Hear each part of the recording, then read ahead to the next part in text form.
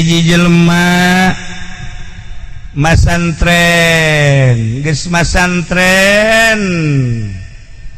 tuluy manehana ngalalana masantren teh sakadar ngaji alfiah maleutik sakadar ngaji johar maknun maku santri mah sakice ngaji samsiah mah lah atuh sapira samsiah malah di Pandeglang mah anakna gede ngaranan di Siti Samsiah atuh babari mah nungaran ukudul jubah nungaran jamul jawame eueuh nanaonan ku santri mah komo Pandeglang Serang mah tangkal kiai tangkal ustad kebon buya ieu Serang Pandeglang Rangkas Bitung urang Tangerang masantren teh kapan-kapan digelar boh tu lain lalagan masantren teh ka Serang kapan digelar Rama Simkuring pun Rama atupan masantren teh di ditu di Kiai Prawira ngarencang sareng Ki Bustomi almarhum almaghfurlah tah di kulon ngaji teh mantak dek ngaji naon lah tuh di kulon nungaran ngaji nihayah teu aneh nungaran ngaji raudhah teu aneh tah si budak teh masantren jago ngaji ditanya nahu sagilak ditanya maani bade bayan sakicep komo ditanya pikih mah ulah ditanya aing mah pikih mah tuh sapopoe aing mikih ih babarieun teh budak teh ya Allah ngan kabelah dina asal ngobrol asa pangpinterna tulak cangkengna geus lain dicangkeng diceli Masya Allah mun aya masalah asa panghebatna bae teu bisaeun kiai eta mah kaing lamun aya naon sia mah ngaji teh kara kamari kaing deuk ngaji naon lamun aya pasine katrukeun ilmu sia jeung aing ambu ieu horenganan ilmu nu hese mata ngomean eta dipanggil ku bapana sia ku aing di pasantrenkeun meureun 10-15 tahun mah aya kabeja sia teh bisa ngaji cak batur bisa ngaji teh cak aing mah di mana ke masjid di mana dicarekan-nyarekan deui di mana kaciduhan jiduh deui di mana digerokeun teu nembalan sia marah di mana ngagerokeun batur nembalan batur teu nembalan sia marah can bisa ngaji kos kitu mah eueuh nanaonan ngaji kos kitu mah mondok deui sia ka ditu mondok deui yayaan ku aing Abah jageus beak cak jala ieu kaler sakaler kidul sakidul wetan sawetan masantren deui sia kos kitu mah can naon tamah kakarak bisa baca kitab bisa narkib bisa nakrir eueuh nanaonan ngaji kos kitu mah ngaji deui sia ka ditu pangnuduhkeun atuh Abah ka mana ku aing sia dituduhkeun ieu lalakon teh di Bagdad sia kuari ti dieu berangkat sekitar 100 km didinya bakal aya jelema boga santrina ngan 3 teu meunang leuwih santri teh 3 bae aya anu maksa kadinya hayang 4 teh nu hiji kudu kaluar tah pasantrenan kiaina anu memena ge geus eungap kieu amat ya aing mah santren ya biasa rawa santren teh urang mah pan hayangkan dulu loba santrina kabeh babari maling kerak ieu mah lain santren teh ku saeutik cenah santrina ya Allah ya Rabb dilaksanakeun santren ka ditu ngajina lain ngaji amil jurumiyah lain ngaji sorop lain ngaji nahu lain ngaji ma'ani bade bayan ngaji teh digawe tuh angkatan tanah tuh bawaan batu tuh sia itu tuh pindahkeun ka anu nurut we geus satahun teh geus satahun cak aing iraha ngajina kok gaji teh kieu bebe jadi ka bapana abah jagening ngaji teh kos kitu titah gawe atuh gawe mah mending di lembur digaji meureun digawe di lembur mah komo haju daftar ka AAT maka dia jadi pelayan tina teu digaji ge maling-maling kadu atuh tabah seperti eta cenah siapa teh teruskeun kesimpulanna nama teruslah 3 tahun didinya karasa si horeng ieu ngaji teh teka caritakeun ilmu-ilmu nu digaweanana aneh ilmu teh teu kudu deui kesimpulanna mah hasil ngaji kitu we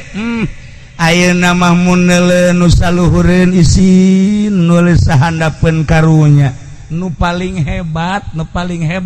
mun neuleuh awewe teu hayang awewe teh biasa-biasa bae kos neuleuh kadal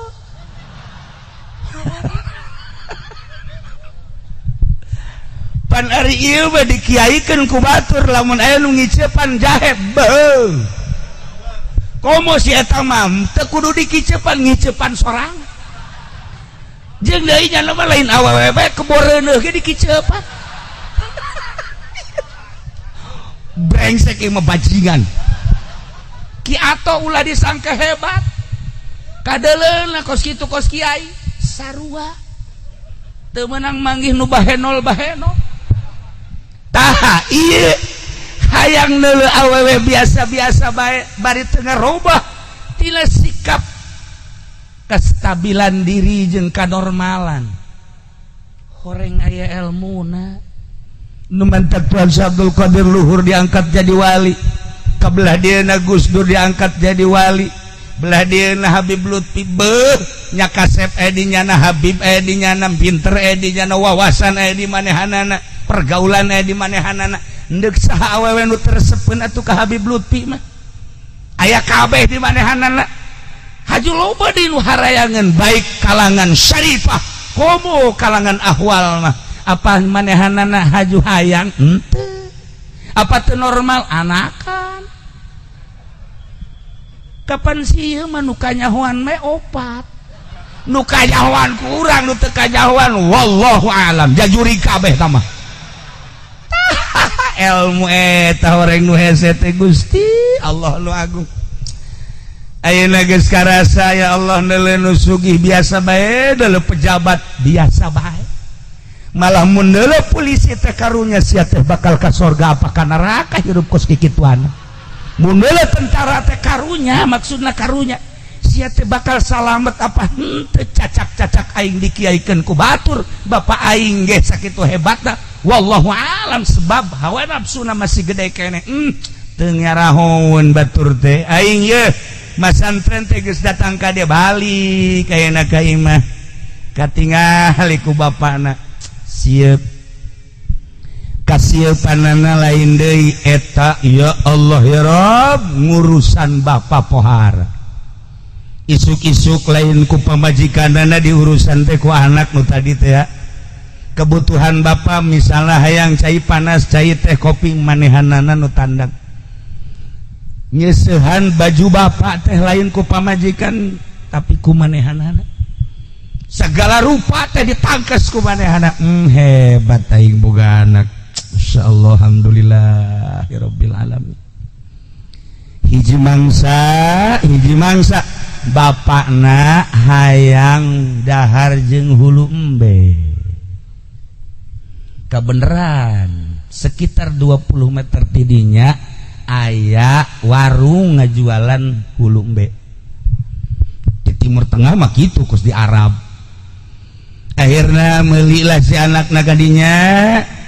nunggus dikemas dipasak sakitu bagusna dijingjing ku manehanana kira-kira bangsa 10 meter deui ka imah dibongkar ku nyana ku anak cokel matana di dahar we mantep sorangan bae celina ku nyana dipotong ke dahar letahna di dahar otak paneuna otak mantep polo tak kudu buka polo mantep ke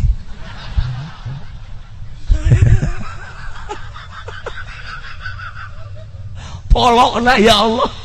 di dahar kene masya Allah geus eueuh nanaonan dibawa ku yada ka imahna bah ya hulumbe alhamdulillah dibuka ku abah na kaget ayeuna matana ka mana pecak bah matana bah embena pecak ai celina embena torek bah ai letana ge eueuh tah eueuhan bisu bah embena bah gagu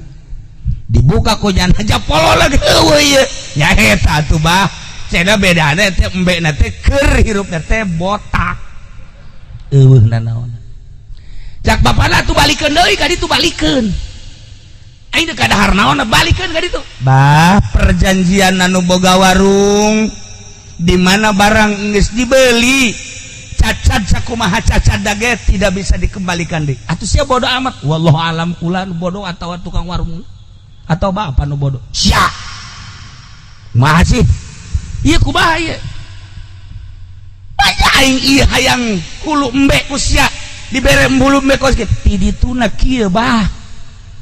meureun kieu maksudna mah bahai kolot mah meureun wasok ngadahar barang nu bagus-bagus geus be kena anak bah meureun ngadahar nu ngeunah kolot malah atuh cukup tulangna goblok sia ka aing sok kumaha naon meureun kitu bah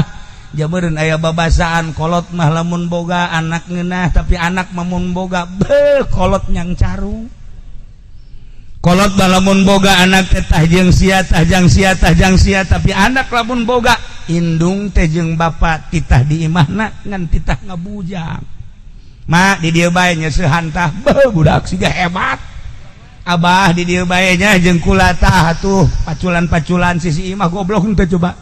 diserang ka mah lain di Pandeglang KTP na mah urang Pandeglang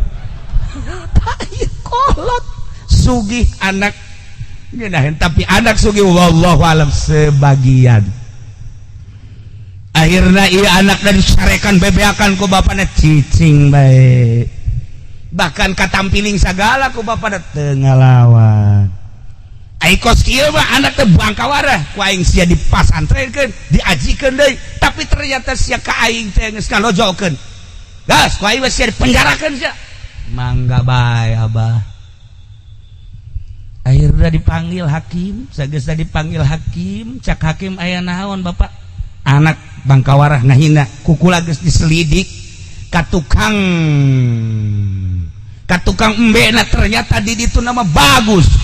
tapi ka abah ieu ka abah behak ujana kabeh ieu mah lain masalah dagingna lain masalah nanona tapi masalah penghinaan anak kakolot penjarakeun akhirna si hakim teh keke tanya heula maningan ge proses ulah main penjara bae proses heula geus di imah bae proses ulah kudu di kejaksaan mangga proses coba ceng ai maneh saha ngaran abdi abid ai maneh ieu lalakon hirup kumaha mimitin abdi di pasantrenkeun alhamdulillah malah nambah deui abdi pasantren teh hari ieu titah meuli hulu embe haju kunaon ku aceng di daharan kieu abdi teh boga amanah ti guru abdi hasil masantren menang nita abah masantren teh hiji eta mata teh ku abdi teh dicokel teh maksudna ngaisarahan mata abah teh ulah jelalatan bae sebab abah manggeus kolot ge teu meunang manggih nu eplok cendol Pak Hakim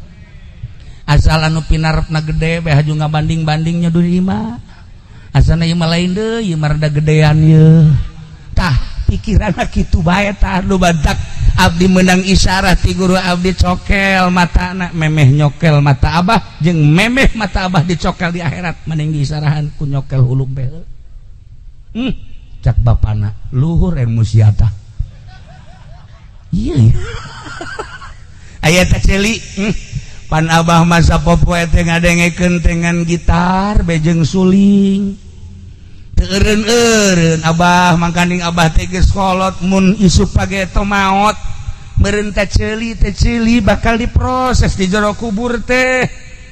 Ieu teh 24 jam teh dipakai sare sabaraha jam dipakai ngadengikeun naon sapopoena sedengkeun umur teh meureun 50 60 70 tahun ieu bakal kumaha teh celi cak guru abdi celi sing hade torekan lumantar ku abdi diisarahan ieu celi embe teh dipotongkeun abeh abah ulah terlalu ngadengikeun permaksiatan cak bapak luhur oge teh sia tah ilmu teh hata pandang bapak eta letah diadu-adukeun kiai jeung kiai ngadu usum pilpres terepeh nu jadi presiden jeung nu jadi wakil nanggeus beres kiai jeung kiai anu can sasalaman gara-gara letah polisi jeung TNI terepeh nu jadi presidenna al mulya nu mulya Bapak Presiden Jokowi dihandap can sasalaman aya anu masyarakat jeung masyarakat ustad jeung muridna ngancam mun sia teu milih nomor hiji moal di aku jadi murid sia ku aing si itu da geus jadi presiden sieuna can sasalaman letah ndeu kumaha ieu lalakonna ndeu kumaha batur anu deuk jadi inohong batur anu deuk jadi presiden batur deuk jadi wakil urang nu ribut dibere sabaraha duit sih sebenarnya mah Haji Pendi kamari 4 juta ka neraka ya Allah rugi amat ya Allah ai batur ka neraka ge mobil batur jabatan ai 4 juta Gusti geus ulah milu balik jeung aing sia hayang aing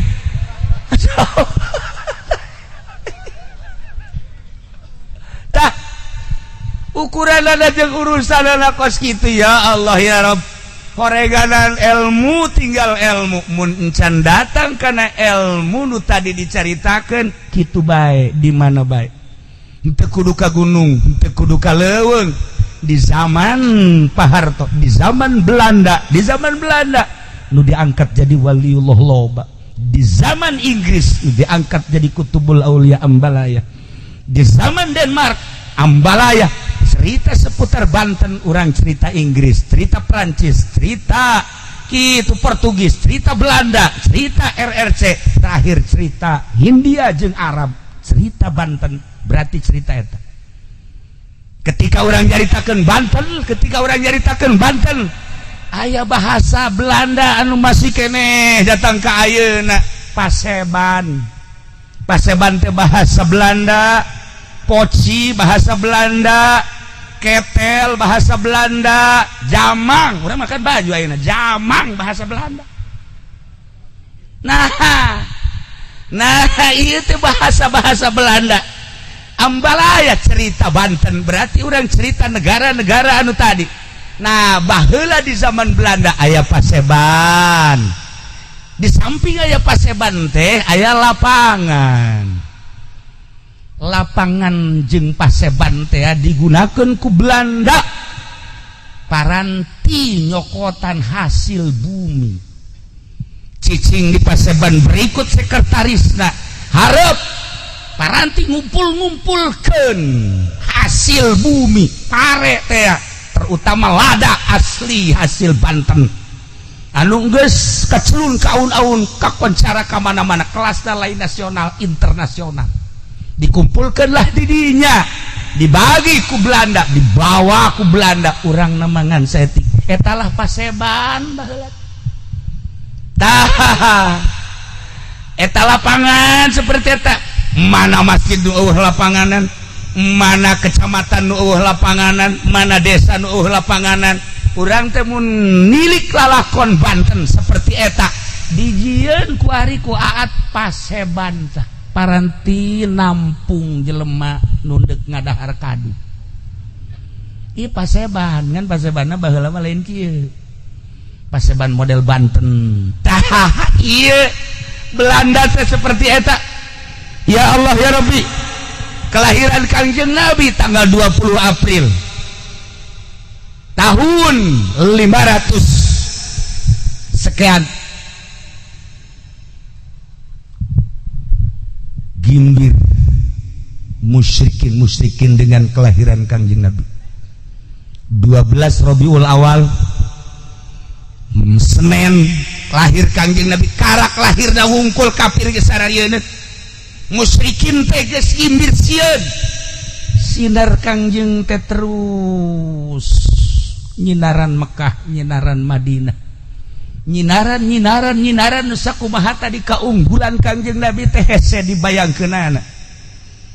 Jelemak wari daek diuk di dieu ye, daek diuk di dieu. Lamun lain aya sinar Kangjeng Nabian moal daek. Terdorong tina sinar Kangjeng Nabi daek diuk di dieu.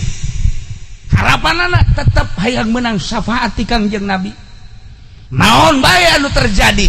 Macet jalan, bodoh teuing, batur mah lain neuk muludan, ieu aing mah deuk muludan. Kunaon eta hayang menang syafaat Kangjeng Nabi. Hebat amat eta Kangjeng Nabi. Kahebatan Kangjeng Nabi, dakwah Kangjeng Nabi teu kudu dicaritakeun kaistimewaan Kangjeng Nabi baheula. Di mana lempang Kangjeng Nabi mah ieuh eta tanda jeung ciri karasulan Kangjeng Nabi.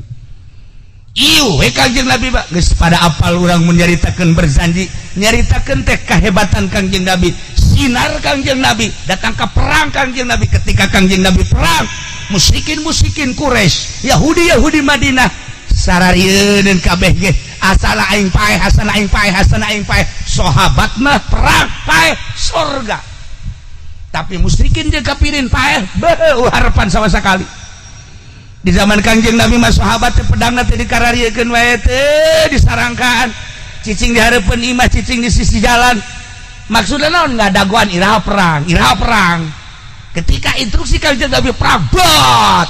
Begitu perang kayak informasi salaki bibi maot. Alhamdulillahirabbil alamin. Sorga ti heula.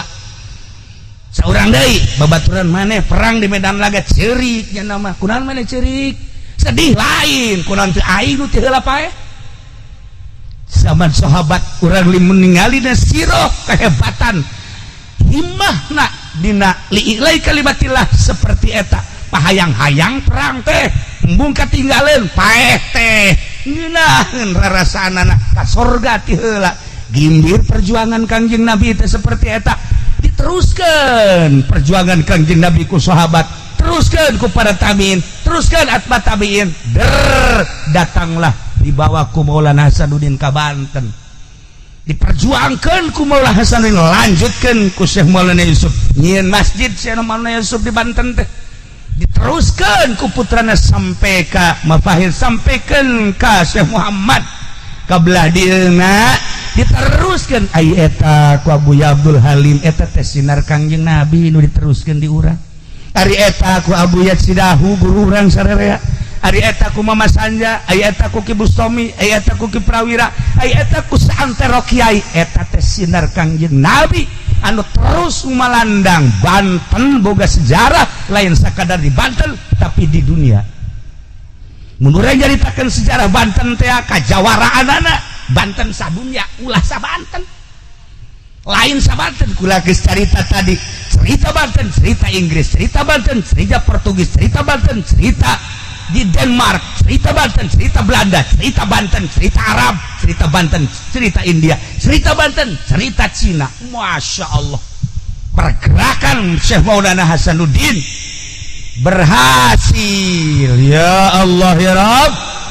anu nurut ka Syekh Maulana Hasanuddin jadilah nuturkeun Syekh Maulana Hasanuddin di Banten. Banten lama aya sebagian masyarakat Banten anu henteu manut ka Syekh Maulana Hasanuddin, berangkat jana ka selatan jadilah Baduy. Nah lamun urang neuleuh udeng-udeng aat Baduy asana ieu mah ilmu Baduy ya.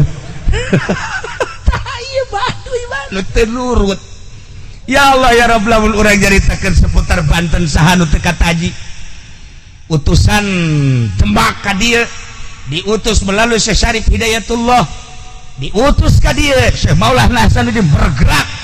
jangan nanjeurkeun agama Allah di Banten teh. Ieu teh lain semata-mata utusan aranjeunana, utusan Kangjeng Nabi Muhammad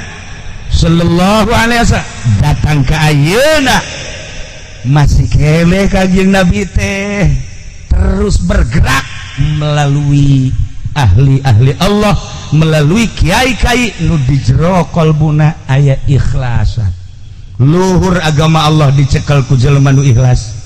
luhur agama Islam dicekel ku jelema nu teu hayang ieu jeung itu hiji we agama. Luhur agama Allah lamun teu ngalirik kana dunya, kana jabatan, teu ngalirik kana naon, hiji we Allah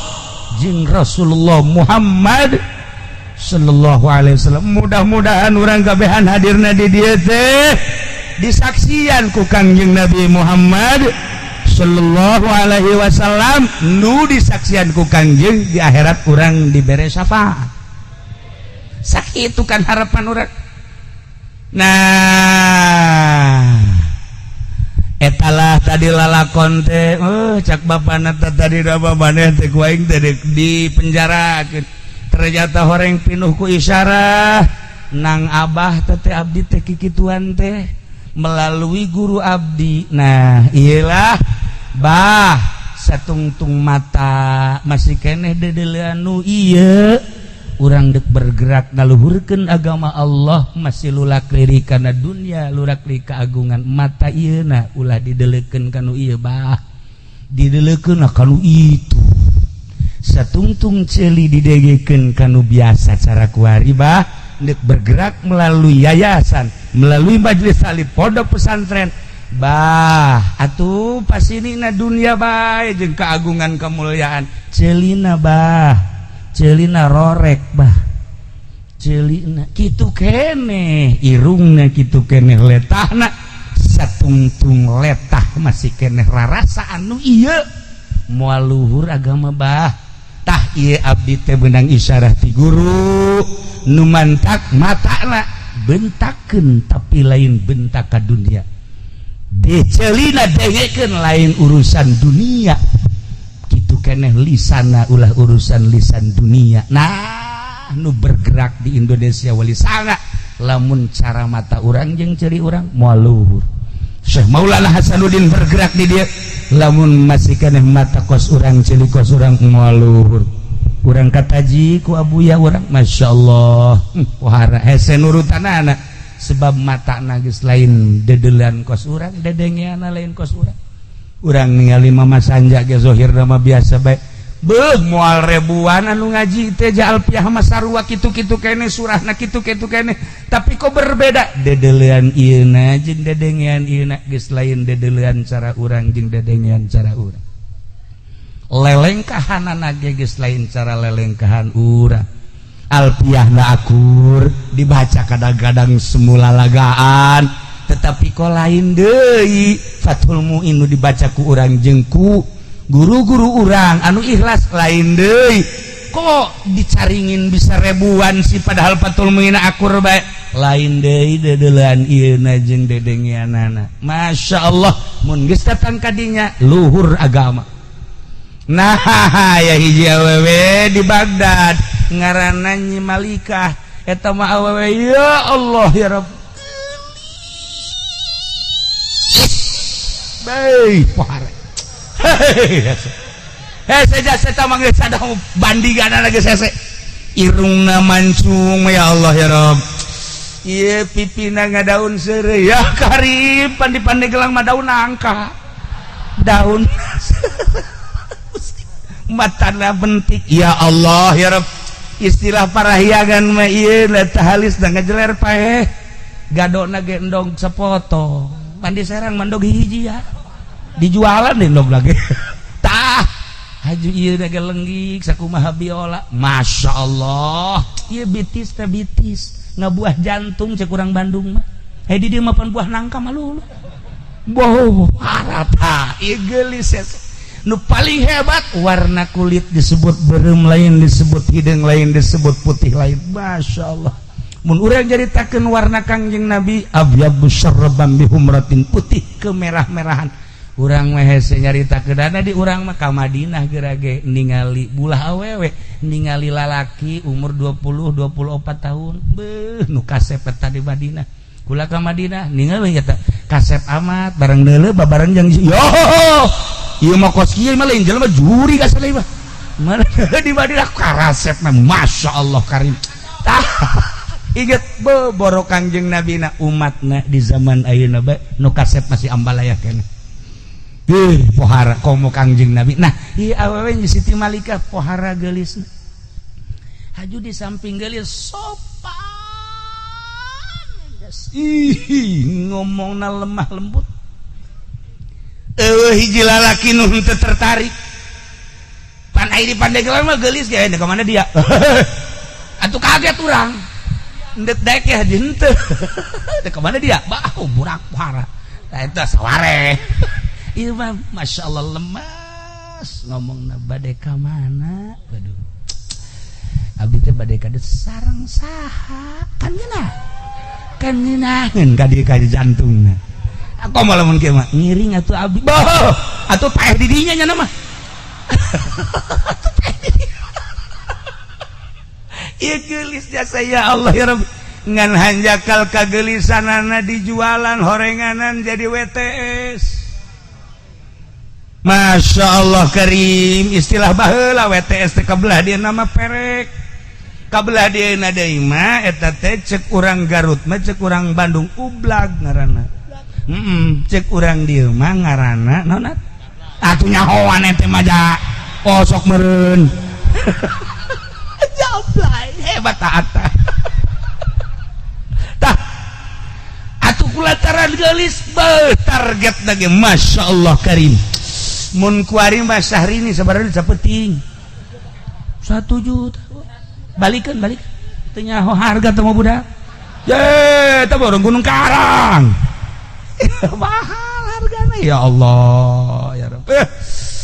Pokoknya mah kelas bos, kelas pengusaha, kelas pejabat ya bangsa ti camat ka handap moal diladenan ti bupati ka luhur karak eta ge geus lain saya ti bupati gubernur wah komo bangsa polisi-polisi mah nya keamanan yang ngamankeun nya ngilu. Sararia ada saya polisi baheula tapi kuari mah leuwih parah. Nah, iya. Nah, ya si Malika teh pohara amat Masya Allah Karim. Watu nu kontrak sapeting, nu kontrak seminggu, nu kontrak sabulan. Atuh laku da luar biasa. Geulis da lain lalagaan. Gelis dan lain lalagaan. Ya Allah ya Rabbi. Nah ieu si abid tadi santri anu geus hebat teh endek naklukeun jelema. Dakwah di kelas biasa mah babari cek si abid. Dakwah anu make punggang panggung mah lah tama biasa. Dakwah ngadakwahan jelema-jelema anu henteu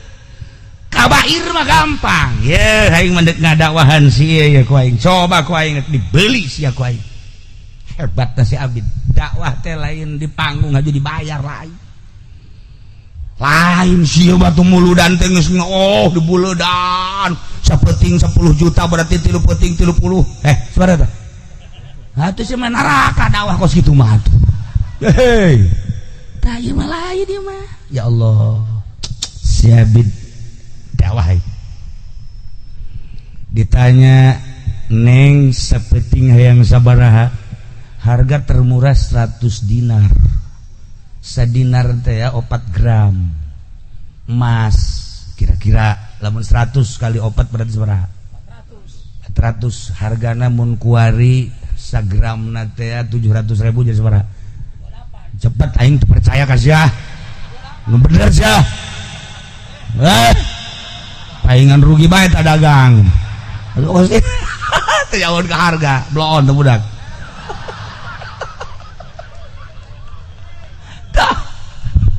Ya Allah ya Rabb dibeli. Cek si abid beli. Nyahueun nyana bahwa eta teh santri. Nyahueun si Balikah teh bahwa eta teh ustad. Kok daek meuli? Oh, ustad akhir zaman mah kieu meureun ye. Iya, geus di kolektif we kunyana. Wah, berarti kiai akhir zaman mah kos kieu ye. Wah, mantep ya akhirna. Siap. Beli dibawa ke tempatna. Datang ke kamar ngerokok heula. Nginum api-api minuman keras padahal mah kos kieu we ieu teh aqua di hebat-hebat tetep we cai tiis cai gentong itu tah beres langsung malikah bubuka mimiti buka bajuna katembong rembai buluna mulai sebalik kata si Abid gewe heula ngarokok teh pemanasan heula training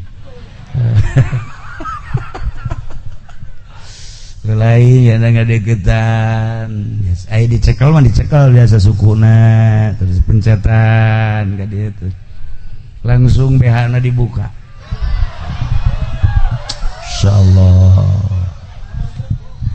Sabid gewe Sabid deh insyaallah ieu kieu meureun lalakuan teh batur teh nya cek hatena lalaguanna teh kieu meureun batur teh cek malikah Pak mau sekarang udah buka nih nanti dulu apemnya jangan dulu dibuka sebentar lagi atuh ieu mah geus kudu dicaritakeun noh numbungeun ge ditatarik atuh ditatarik tawa kos kitu masyaallah pernah embereuneuh kuyana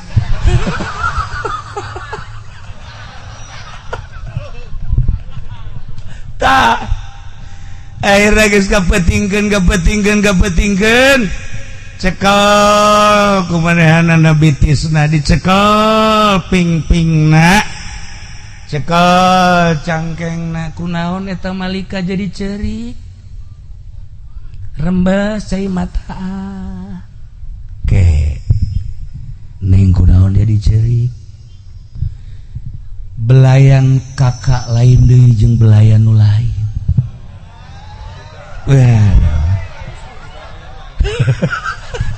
emang kumaha gitu anu lain mah beda di mana dibelai teh haju maru ringkak bulu rada lain deui rasa panasna rada aya ieu mah kok kula jadi sieun aya naon sih aja biasa bae cak Abid asana henteu kajen kumaha ge kula dibelai kuno sejen kula dipeluk kuno sejen geus terbiasa lalaki nu korban dipelukan kaula geus lain hiji 20 mungkin 100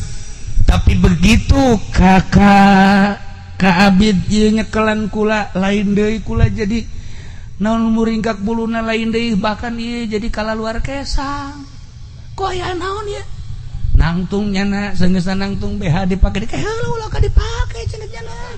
henteu lah cek yang lain dipake bae cenah terus be baju dipake deui malah sakorodong ka dieu kok jadi kieu sih malika kula mah jadikeun pamajikan bae kula mah geus endeuk-endeusan jadi jablaina hayang jadi pamajikan Abid iya tuh nanaonan endeuk nanaonan kok kikieuan aya rahasiahan aya naon pangbukakeun rahasiana kula moal meunang balik ka kakak moal dibuka ieu kunci lawang lamun encan dibejaan aya rahasia naonan sehingga kula kok jadi kesangan jadi lain deui perasaan jadi lain deui berbalik birahi kaula nu tadina poho ka akhirat kok kuali jadi inget ka akhirat aya naon ieu begitu dicaritakeun cek Abid kula ieu selalu begitu ngadenge anjeun terus bae dihajar maca sholawat bae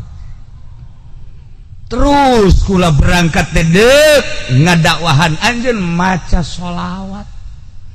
teu eureun-eureun kula terus maca sholawat mun tayang ka Allah bari nu digambarkeun Kangjeng Nabi lamun Kangjeng Nabi Yusuf disalametkeun tina kejaran Siti Zulaikha lamun baheula di Baghdad aya nu disalametkeun tina kejaran wanita lamun baheula aya nu disalametkeun di Usfan tina kejaran wanita jeung loba-loba wali Allah maka kaula deuk naklukkeun anjeun melalui sholawat ka Kangjeng Nabi ja Kangjeng Nabi teh ditinggaliana lain teh cara urang maka kula nyambat ka Kangjeng Nabi melalui maca sholawat coba kukula dek diragapkeun ieu hasil sholawat kaula ka awak anjeun paingat cek balik kula mah geus bae ieu mah embung ke kumaha ge hayang dikawin bae ye kumaha kula ngawin kos kitu oh nu sejen loba de gratis ya tuh gratis emang aat tadi gratis kan siap jasa dah iyalah akhirnya terus badahana baralik sagesa baralik nah di ijazahan sholawatna burdah Mulai sholli wa sallim daiman abada ala habibika khairil khalqi kullihim eta sholawatna min tadzakuri jiranin bi salami mazajtada manjara min muqlatin bidami bahar basit deku bahanga bahar kenana terserah nu jelas mah eta Nabiuna al-amiruna hifala ahadun abarra fi qawlila minhu wala na'ami Maulaya sholli wa sallim daiman abada ala habibika khairil khalqi kullihim urang mun hayang ngimpi ka pangijeng Kangjeng Nabi bae maca sholawat maulaya tur maca na'am saro sareupna Na'am sarat taifuman wa farqani wal hubbu ya taridul ladzati bil alami Maulaya sholli wa sallim daiman abada ala habibika khairil khalqi kullihim ngan syaratna hiji boga wudu dua hadiah heula ka Imam Busiri tilu hadiah heula ka Al Mujiz dunga ijazah keunana tilu macana make bahar basit opat tambahan make maulaya nomor kalimana kudu ngarti kana maknana nomor kagenepna dibacana sareupna insyaallah sok gerage urang cinta ka Kangjeng Nabi bandingkeun ka cinta urang jeung ka mobil cinta ka Kangjeng Nabi gedean mana Kangjeng Nabi urang jeung motor urang cinta ka Kangjeng Nabi gedean mana Nabi urang jeung jabatan urang cinta ka Kangjeng Nabi gedean mana jeung keagungan cinta ka Kangjeng Nabi jeung sawah gedean mana ya Kangjeng Nabi nu aya di kolbu urang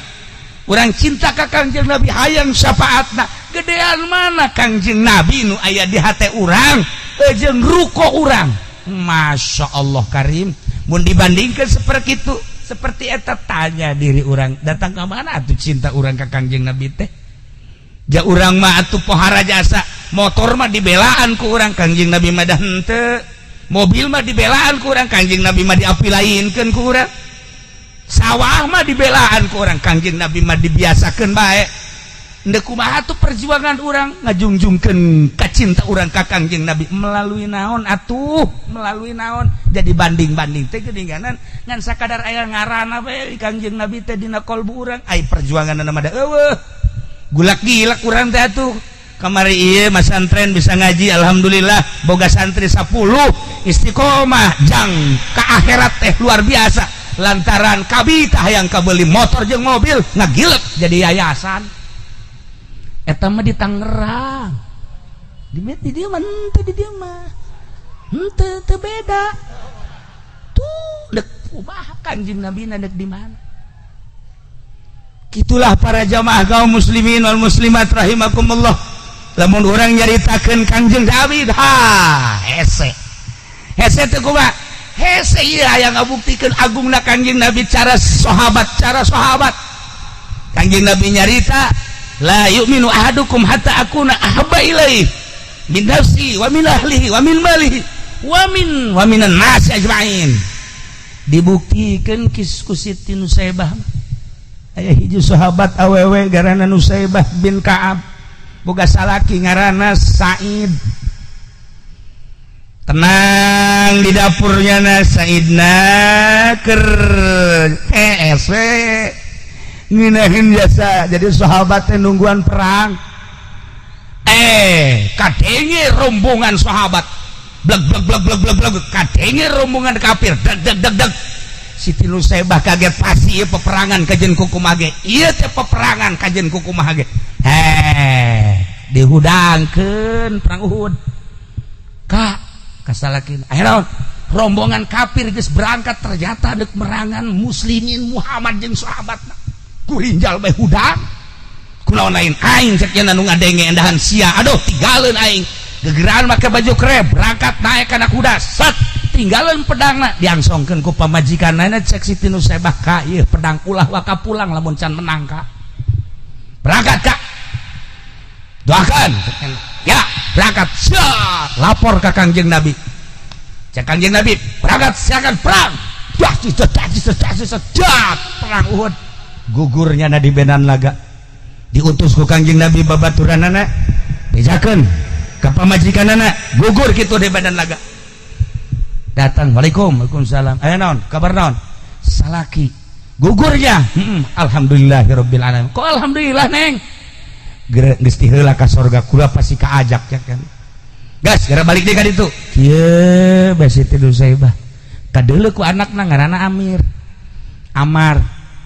mak kunaon ngalamun abah maneh gugur di Medan Laga syahid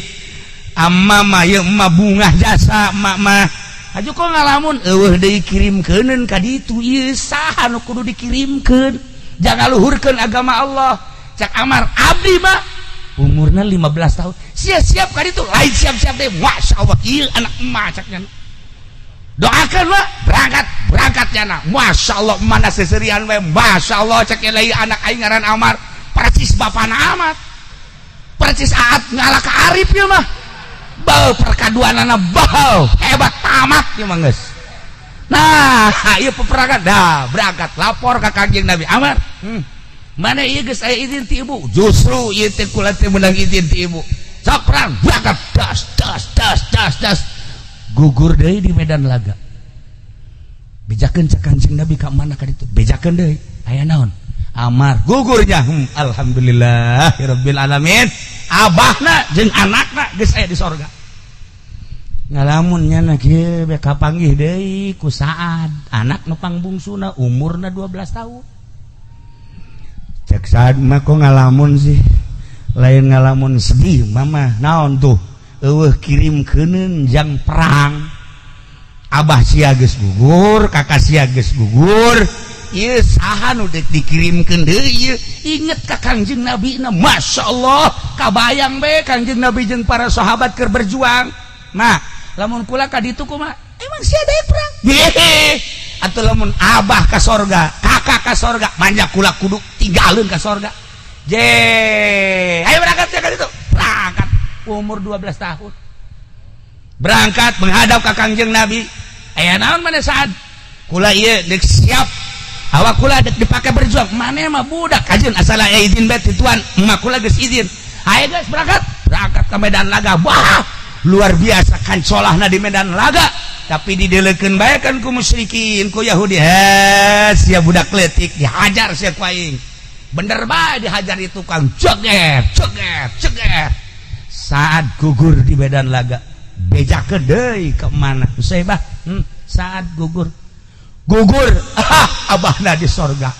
anak sulung di sorga nu kadua di sorga nu katilu geus kabeh cenah di sorga kabeh ieu dah tinggal aing kuda dikaluarkeun deui set nyana make baju kere awewe naik kuda berangkat lapor ka Kangjeng Nabi ya Tuhan ieu bakal pamajikan saya bener neuk ka mana milu perang kula awewe mah teh kudu milang ka Medan Laga ka ditu cicing we di dieu ngurusan teu abdi mah hayang perang bae kajen gugu mah izin bae ti Tuhan atuh mangga bae neuk mah berangkatlah perang kancolahna di Medan Laga ngaluhurkeun agama Allah nu kadeuleu teh Kangjeng Nabi jeung para sahabat keur ngaluhurkeun agama Allah beak kahajar ku pedang beak ieu na leungeunna potong ieu na potong sukuna potong beak kabeh beres perang Kangjeng Nabi ningali Said Amar Saad jeung mana rep di luhur mendung anu pohara sigarek hujan Kangjeng Nabi nanya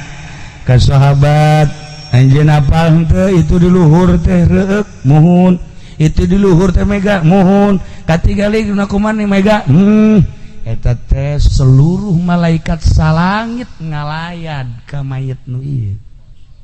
kulantaran hatena eueuh deui nu dipakekan cinta iwal ti kaula kula ngucapkeun la yu'minu ahadukum termasuk iman nu sampurna salah sahiji arajan kabeh hatta akuna haba ilaih sehingga kaula nu dipake leuwih kepake karesep min nafsi tibatan awakna ieu modelna min malihi tibatan hartana tah ieu modelna min ahli tibatan ahlina tah ieu modelna minan nasi ajmain tah ieu modelna dilayadna geus lain ku gubernur dilayadna geus lain ku raja dilayadna geus lain ku bupati komo ku polisi mamun bisa mah urang paeh ulah dilayad ku nyana ku tentara gitu keneh lah nanaonan maca sholawat moal aja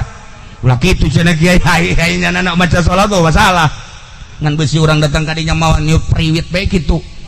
nah loba polisi ge nu hebat hai nu hebat tuh masalah tah iyalah dilayadna ku malaikat salangit nu ngomongna Kangjeng Nabi Muhammad sallallahu alaihi wasallam iyalah perjuangan Islam teh kudu Kangjeng Nabi teh leuwih dipake ka cinta batan dirina leuwih dipake ka cinta batan hartana leuwih dipake ka cinta batan ahlina leuwih dipake ka cinta batan manusia sakabehna ieu mah jang ngabandingkeun urang geus datang ka mana cinta ka Kangjeng Nabi jeung ka diri urang itu Sidina Umar teh Sidina Abu Bakar kabehan ngobrol jeung Kangjeng sehingga ngobrol ya urang Arab nu rada jauh Baduy Kangjeng Nabi nyaritakeun sorga Kangjeng Nabi nyaritakeun neraka careureut Kangjeng Nabi nyaritakeun sorga seuseurian kabelah dieuna Kangjeng Nabi teh nyaritakeun almarhum aman ahaba seuri kabeh balik ka ibahna masing-masing nu urang Arab Baduy teh nyaritakeun ka keluargana carita neraka asa di neraka jeung Kangjeng mah carita sorga asa di sorga jeung Kangjeng mah tapi urang indah rajana jeung Kangjeng mah engke bakal dibarengkeun jeung dipake ka cinta urang pan cinta susurian jeung keluarga isuk susurian deui 3 poe nyana ngarasa munafik loba susurian kapanggih jeung Sidina Abu Bakar mun kula mah munafik kunaon asana ibadah teh sabaraha tapi asa di ka sorga bae munafik asa deui kula ge sarua cek Abu Bakar asa aya bae ta bahasa Kangjeng Nabi heuh bebejalah ka Kangjeng Nabi sagesa bebeja ka Kangjeng Nabi cek Kangjeng Nabi bagus masalah cek eta urang Arab teh cek urang Arab abdi mah nyaritakeun sorga asa sorga nyaritakeun neraka asa neraka ieu teh kieu nu paling dipake ka resep bahasa Gusti almarhum aman ahaba Jol Sidina Umar cek Sidina Umar teh cek Kangjeng Nabi Umar aya maneh cinta ka kaula atuh lain cinta deui cintaan ka saha maneh jeung ka kaula kula mah aya sajen mah bus ka katuan we ngan ka awak kula mah cintaan ka kaula lah cek Kangjeng Nabi kos kitu mah neraka cek Sidina Umar cintaan katuan awak kula mah pokoknya diwakafkeun jang tuan tah lamun kitu sorga mun kitu sorga nah kieu Umar ieu cak Kangjeng Nabi almarhum ma'aman ahaba jelema dibarengkeun jeung nu pake karesepna kula alhamdulillah ngan cek Sidina Umar sakieu ayana ja kula mah Abu Bakar kitu urang Arab kitu tenang cek Kangjeng Nabi saha sih manusia nu teu berdosa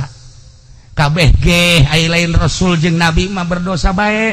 ngan engke di akhirat ketika ieu jelema diwilah-wilah melalui bendera siqal ladzina taqaw ila jannati subara hatta idza jaa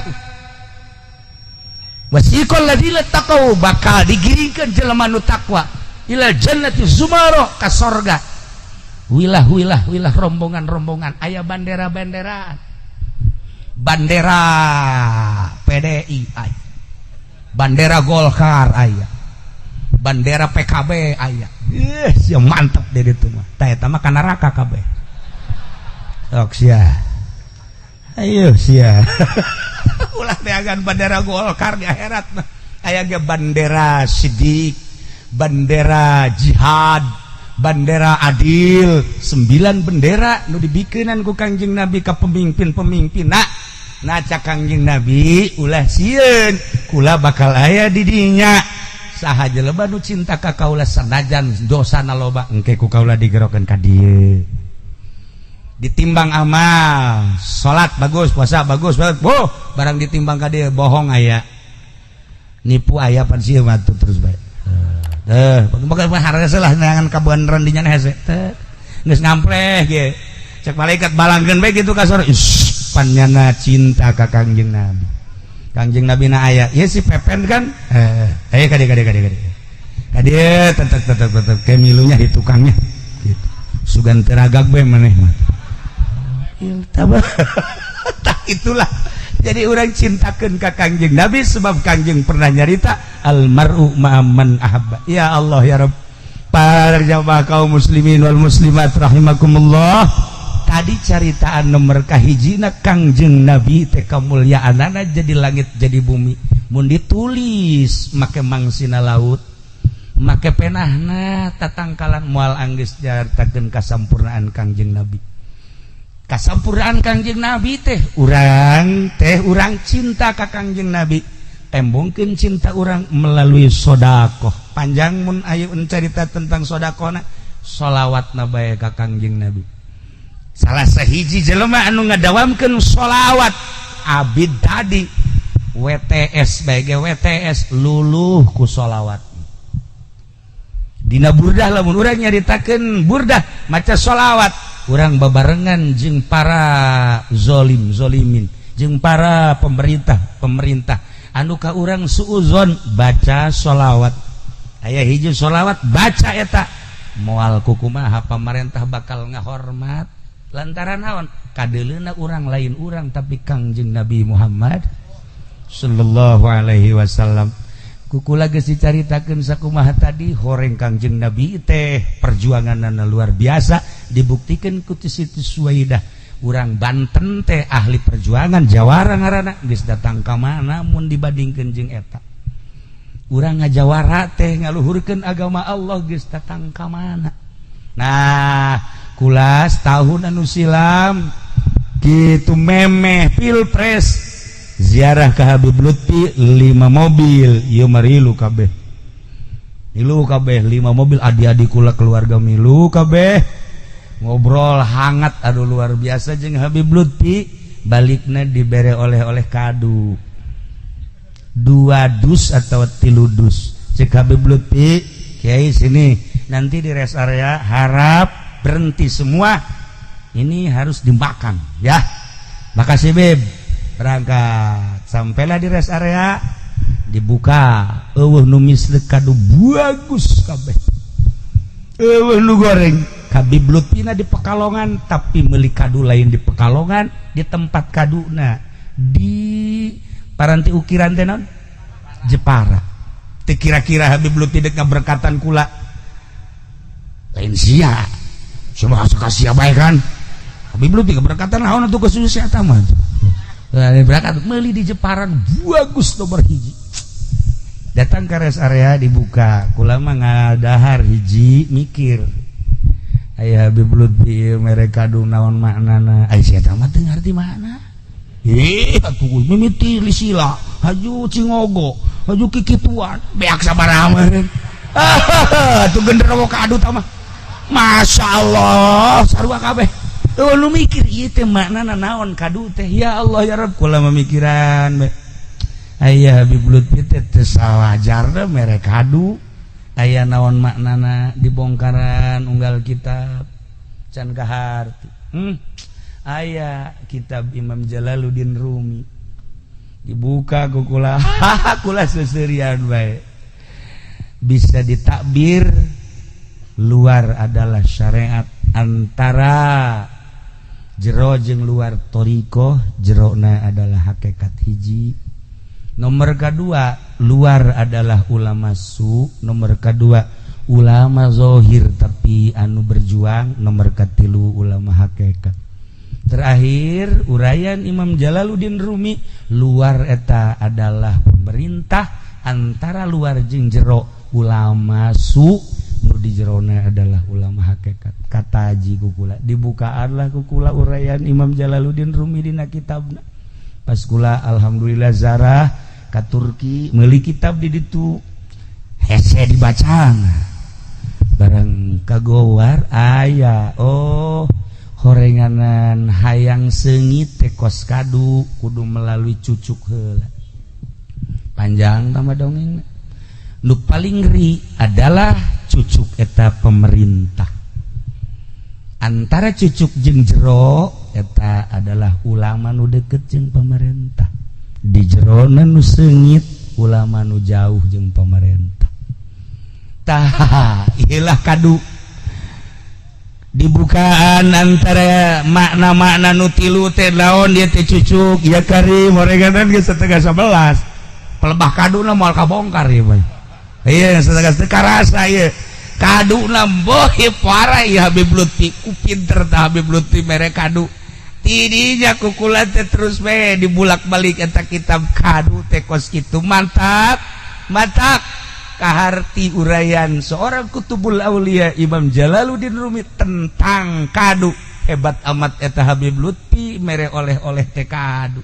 mantap. Kukula mun dicaritakeun seputar pilpres tahun sebelum pilpres hubungan kula jeung Habib Lutfi luar biasa ratna, tetapi kadeleuna kos nu akur kos nu beda kos nu akur kos nu beda masalah sampai pertemuan terakhir menjelang kabekah nyana meluk kula seserian bahkan loba amanat dan amanat iyalah karena kula memahami tina kadu horeng lain sakadu-kadunaat horenganan Haji Arif lumantak hebat lain bae di Pandeglang ieu teh suara Haji Arif teh lain bae di Serang Serang lain bae di Pulau Jawa ngaran Haji Arif teh di Jambi Sajambi di Sulawesi Sulawesi di Malaysia Malaysia horenganan kaapikanana lain deui beuh Haji Arif mah anti lamun aya kadu nu pertama ragag dicokot anti milik maung Haji Arif ieu mantak hebat ngaran ka mana-mana teh atuh ngabogaan elmuna ai si eta mangorake dah di orang tuh Haji Arif mah Masya Allah kadu nu pertama ieu adalah ulah didahar ulah dicokot milik maung Haji Arif kumaha ieu ja geus eueuh maungna atuh aya maungna marake kopeah ku mah tanggap maung we da ieu ge lain deuk mulu dan ka dieu teh deuk ngarorowot ben sabenerna kita teh geus gular-giler we gular-giler urang mah mikiran takziman wa takriman ka Kangjeng Nabi nya nama lain geus kieu nu mana ye atuh emang ieu mah kos kitu genderuwo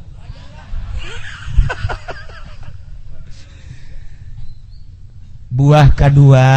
ala ngan sing hade ulah bersuara ngalah buah nu kadua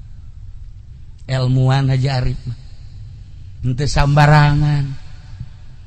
buah kedua ala ulah bersuara buah katilu mangga bersuara ge masalah buah nu kaopat hati-hati sebab naon maung teh horeganan geus lapareun deui maung teh lapareun deui nu terakhir jang maung deui asli leuweung kos kitu seputar Banten teh baheula teh perdagangan negara nu 5 tadi teh istimewa memeh orang Maroko datang ke dia berjuang melalui Batuta sabaraha orang Maroko nu gugur di Demak di Jawa Timur Jawa Tengah termasuk di Banten nu mantak keistimewaan Banten geus teruji ilmu dugalana lantaran tilu urang Maroko nu ka dieu ulama gugur kabeh hiji Batuta mah hebat Ibnu Batuta terakhir orang Maroko anu berjuang di Banten anu deuk siap sagala-galana nyana neuleuh urang Banten geus nyingrai ka ditu melalui Maulana Hasanuddin Baduy ilmu di Banten teh pohara luar biasa terketahui lain sakadar di Indonesia tapi di dunia. Nah carita ilmu perdagangan pohara sejarah geus ngajelaskeun kuari mah ilmu pertanianana nu mantak loba ngaran kadu di Pandeglang kunaon kadu loba ngaran kadu picung kadu merak kadu engang kadu banen kadu ambalayah tak kadu kula danyakeun ka sasaha ge eueuh nu nyaho duka boga sejarah baheula zaman perjuangan baheula balain Kabupaten Serang teh sawah nu mantak dinyaran Serang Belanda eta teh Serang teh cukurang Garut Serang cukurang dia mah sawah mun dilalakonkeun tah gak jadi Kabupaten Serang gak jadi Kabupaten Pandeglang jeung lobana kadu eta teh ngabogaan sejarah termasuk kaduna ge ngabogaan sejarah anu luar biasa henteu semata-mata Habib Lutfi mere berkat tilu dus sakitu lobana jeung baragus kabeh horenganan aya makna anu tersimpan dina kadu teh kunaon teh jeruk kunaon teh apel kunaon teh manggis tapi kunaon kadu Habib Lutfi mere berkatna aya si eta mah tuh teh naon datang ka kuari ya kitu-kitu bae sugan ngarti cucu kadu atuh henteu sugan ngarti naon eta kadu henteu jangan mah pokona mah bahkan ku aat ge ieu teh deuk dibere teh lain sakadar kadu tuh kadu nu disemen ge deuk dibawa kan leg-leg ku sia kabeh aku teu garti-garti dah ya Allah ya Rabbi aing boga babaturan ku kieu teh hadirin kaum muslimin wal muslimat rahimakumullah terakhir ieu teh haul Haji Arif tah itu tadi teh perjuangan datang ke gugur di medan laga urang doakeun Haji Arif ge mudah-mudahan nyana berjuang lain lalagan kukula mun diceritakeun ilmu Haji Arif leuwih tibatan anak nanyahona kula mun nyaritakeun ilmu Haji Arif leuwih tibatan aat nyahona kula insyaallah nyana mah nyaho dengan sakitu kula leuwih aya ilmu istimewana di samping ilmu pertanian ilmu perkaduan aya ilmu nu teu dikanyahokeun ku aat hanya sebeberapa gerintil nyaho lain jelema biasa aja Arif ngan kulantaran jamna geus jam 10:30 iraha deui waktu insyaallah tah urang ngabahas kadu jeung naon sebabna loba ngaran kadu di dieu jeung deui eta Haji Arif boga ilmu naon tah eta nu paling penting mah ngan ku Arif doana mudah-mudahan Haji Arif dihampura sakabeh dosana dicaangkeun di kuburanana dilegakeun di kuburanana dibere kanikmatan kubur ku Gusti Allah Subhanahu wa taala guru-guru urang bapak-bapak urang bapak kolot urang dulur-dulur urang nu maraot saantara nu haladir di dieu khususna umumna di Kabupaten Pandeglang Serang jeung Rangkas Bitung Lebak kabeh mudah-mudahan dihampura sakabeh dosana dicaangkeun dilegakeun di kuburanana dibere kanikmatan kubur ku Gusti Allah Subhanahu wa taala doakeun aat sekeluarga oge para panitia mudah-mudahan dibere jala lembar ku Gusti Allah Subhanahu wa taala urang hadir di dieu di akhirat mudah-mudahan disyafaatan ku Kangjeng Nabi Muhammad sallallahu alaihi wasallam jeung urang mudah-mudahan maut husnul khotimah bi barakati Ummul Quran al-Fatihah.